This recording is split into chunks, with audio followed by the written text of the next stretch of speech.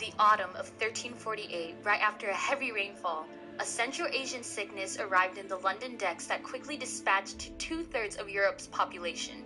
Within a decade, 25 million Europeans were dead. The bubonic plague was one of the deadliest events on Earth.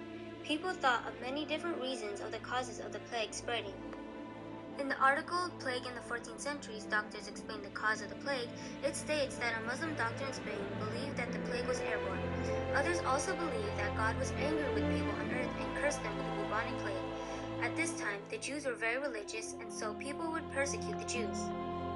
But really, the spread of the plague was rats. Rats were all over Europe.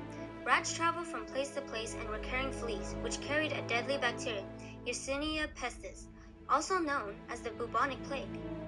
The fleas will bite on people, which will transport the disease to other people, so the rats would help the fleas travel around the world faster.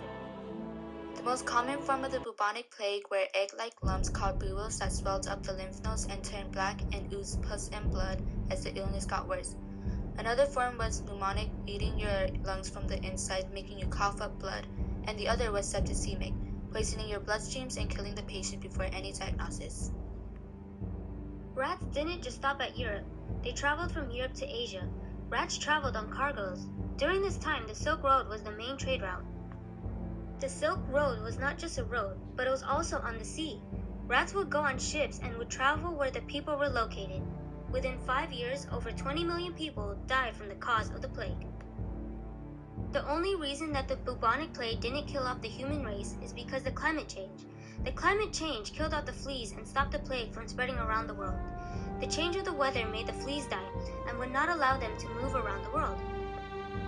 People became aware that rats carried many diseases, which is why we tend to stray from them today. In 1492, when the Americas and Afro-Eurasia were first connected, the people in Europe were just starting to recover from the bubonic plague. According to the text of The Origins of Global Independence 1500 to 1800, it states the New World happened to be a much healthier place than the old before 1492, hosting a few of none of the devastating diseases that continuously plagued the populations of Europe, Africa, and Asia.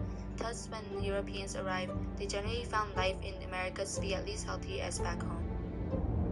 The bubonic plague played a role during the expansion and interconnection by how the tremendous disease caused the people in Europe and Asia to have a better immune system than the Americans.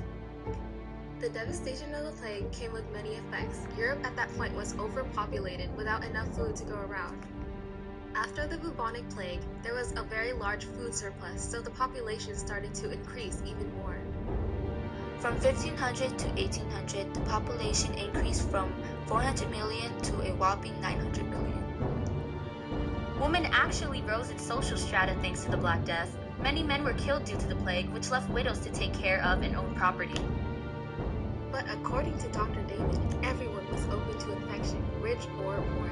The higher nobility suffered just as the lesser nobles did, as did the peasantry, which made up 80+% of the population in much of Europe. Before the Black Death, the towns such as the ones that were struck in Europe had rapid increases in population and the food supply could not keep up with the fast growth. When the bubonic plague came around, 2/3 of the population died, causing amelioration for the lower class citizens, leaving large demand for work and trade, giving survivors rich or poor large openings for jobs.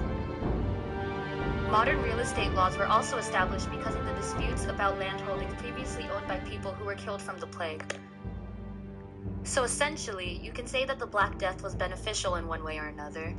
The plague also shook the absolute faith in Christianity, eventually destroying the power of the Catholic Church, leading the way to science. Science gave people the ability to look beyond the church for answers, placing diagnosis in clinical medicine based on physical science. The wrongs of their beliefs led to decades of increased government involvement in public life and emphasis on sanitation and hygiene, similar to what we have today. Tremendous medical advances also arose after the Black Death. They learned more about how diseases were spread and how to treat patients more accurately.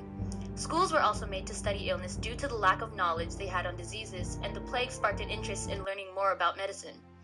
Modern medical practices were a lot more beneficial and practical than medieval rituals they used during the 14th century. In the article Lessons from the Bubonic Plague, it states, and this I feel is the strange irony of the modern age, Globalization, urbanization, cosmopolitanism, and global trade/travel increases the international risk of diseases spreading throughout the world. Yet, at the same time, these are the same things that give us the crucial tools needed to fight these and countless other common ills that afflict the human family. This bubonic plague is still killing thousands of people in the world today. Just last year, it killed about 10,000 people in Congo, a country in Africa. It also remains epidemic in Madagascar, Uganda, the Western Arabian Peninsula, northern India and the Gobi Desert, and lately there has been increasing numbers of cases documented in the United States, particularly among hunters in the American West. If you thought that the bubonic plague was gone, you're wrong. Boo, boo, boo. Bubonic.